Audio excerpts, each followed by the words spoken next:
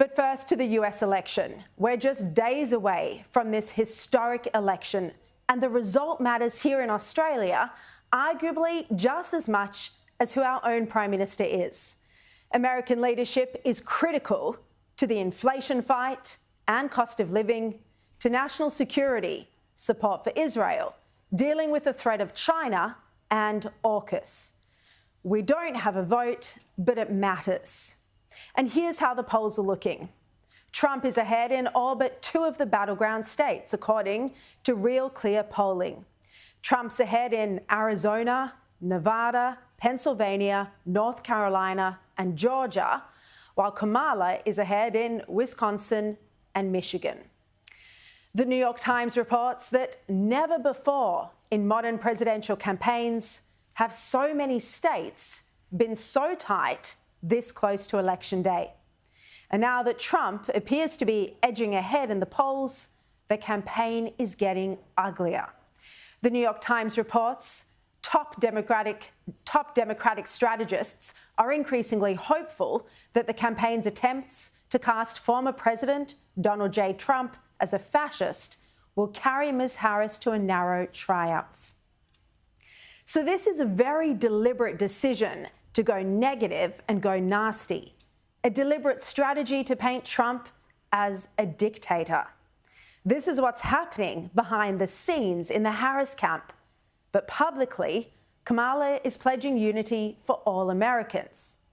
But Joe Biden let the truth out this week when he called Trump supporters garbage. The only garbage I see floating out there is his supporters.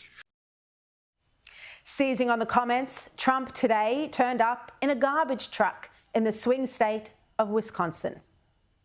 That's like deplorable for Hillary. This is the deplorable for Hillary. And I think this is worse, actually. You can't lead America if you don't love Americans. That's true. You can't be president if you hate the American people, which I believe they do. Such a strong line there from Donald Trump. And you could be forgiven for thinking that, well, perhaps Joe Biden doesn't want Kamala to win. And who could blame him? He was forced out of the race to the Oval Office. Nancy Pelosi and Barack Obama made it clear that he had to go. They were the ones with the real power, not POTUS. And in the crucial final days, well, Biden's certainly not helping Kamala's chance of winning. She's trying to portray a picture of unity. She claims that Trump wants to put Democrats in jail, and she insists that she'll do the opposite, that she'll give Republicans a seat at the table. Unlike Donald Trump, I don't believe people who disagree with me are the enemy. He wants to put them in jail. I'll give them a seat at the table. Yeah, but the only political prisoners in America have been Trump supporters. Former Trump trade advisor Pete Navarro has been jailed. So is former Trump strategist Steve Bannon. And he just got out yesterday, just in time to energize his base in the week before polling day. And Nancy Pelosi thought a federal prison was going to break me. Well, it empowered me. The Democrats also brought civil and criminal cases against Trump to try and stop him from becoming president. They wanted him in the jailhouse, not the White House. Even Biden has said Trump should be locked up. Yet another home truth that slipped out. I said this 5 years ago, you'd lock me up. We got to lock him up. The Democrats accused Trump of subverting democracy, but isn't trying to throw a candidate in jail precisely the same thing? As president for 4 years, Trump didn't imprison his opponents.